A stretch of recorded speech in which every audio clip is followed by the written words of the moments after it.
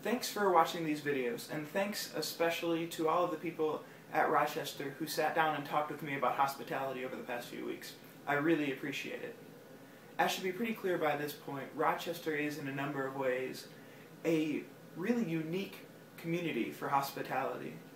And I think that by looking at these different people and events that God has used to cultivate His spirit of welcome on campus, we also get a picture of where God is leading Rochester to grow in hospitality in the future. Rochester College is in the midst of some pretty significant change and growth, which means we can expect to see new opportunities and challenges for hospitality arise over the next few years.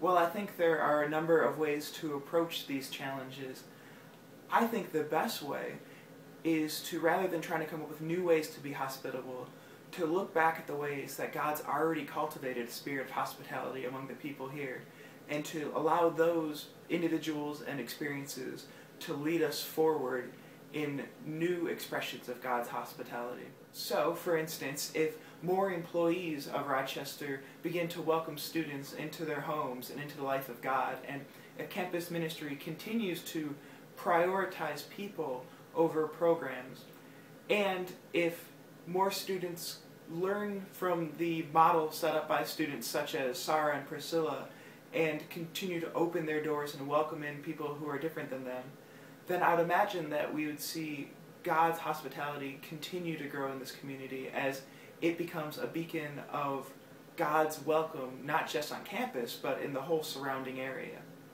I'm excited as I set off to leave this place to not only see how God's going to continue to express the hospitality that I've experienced here through the ministries that I experience next, but also to come back and see how God's continued to develop Rochester into a hospitable community.